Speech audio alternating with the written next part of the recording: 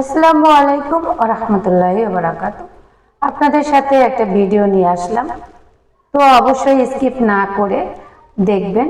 আসলে এটার একটা সিক্রেট ব্যাপার আছে মাঝখানে, অবশ্যই কমেন্টস করে জানাবেন। যারা যারা আসলে ভিডিও সম্পূর্ণ দেখেন তাদেরকে আমি অনেক অনেক ধন্যবাদ জানাচ্ছি। আমি এখানে আসলে গরুর মশলাটা, মাংসের মশলাটা, যেমন পেঁয়াজ ভাজার পরে আমি দিয়ে দিলাম আদা রসুন, জিরা বাটা, মরিচ বাটা, হলুদ পাউডার এবং ধনিয়া পাউডার, গরম মশলা পাউডার ইত্যাদি দিয়ে দিলাম। কিন্তু শাহি মশলাটা আমি দিয়ে দিছি। আমি রান্না করব গরুর বট বা বুড়ি।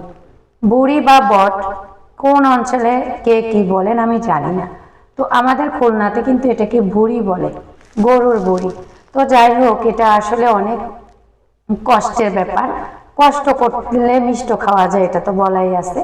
তো যাই হোক, হাজার ব্যস্ততার মাঝে একটু কষ্ট করে ক্লিন করে কেটে কুটে একেবারে রেডি করে ফেললাম। বড়ির প্রসেসিং করে গরম পানি হলুদ লবণ দিয়ে একেবারে ভালো করে ক্লিন করে সিদ্ধ করে নিলাম। দিয়ে দিলাম 4-5টা তেজপাতা এবং কষিয়ে নিচ্ছি ভালো করে বড়িটাকে। আসলে আমি বড়িটা 2-3 দিন একটু জাল জাল দিয়ে করে জাল করে নিই, জাল করে নিলে একটু সিদ্ধ হয়, ইভেন রান্না করলে স্বাদটা দ্বিগুণ বেড়ে যায়।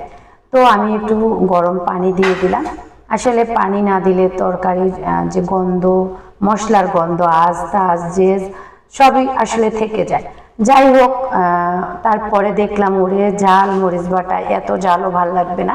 চিন্তা করলাম এই জাল কেমনি কমানো যায়, একটু আলুকে স্লাইস করে কেটে আমি সুন্দর করে বেজে দিয়ে দিলাম। জাল এবার তুই কোথায় পালাবি। তো আসলে এই যে আমার রেডি হয়ে গেল কুখ্যাত বিখ্যাত সেই বুড়ি।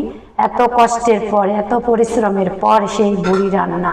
আর এটা পরিবেশন করব আমি, রুটি দিয়ে খেতে পারেন, গরম ভাত দিয়ে খেতে পারেন এবং আপনি নান দিয়ে খেতে পারেন। আপনার যেমন খুশি তেমন ইচ্ছে, শুয়ে বসে, টেবিলে বসে বা ভাতের আগে 1 চামচ ট্রাই করতে পারেন। আমি তো এইভাবেই খাই আর আমার বাচ্চারাও খুব পছন্দ করে।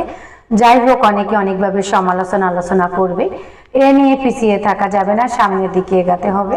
আর আমি তো অনেক সুন্দর করে কথা বলতে পারি না, রান্না করতে পারি না। তারপর আজকে রান্না করতে করতে আমরা অনেক দেরি হয়ে গেছে। এই ধরনের ভিডিও দিতে হলে বাইরে অনেক সময় লাগে। তো আমার এই ভিডিও কেমন লাগবে আপনাদের কাছে আমি জানি না, এবং আমি চাই আপনাদেরকে একটু বিনোদন দেওয়ার জন্য।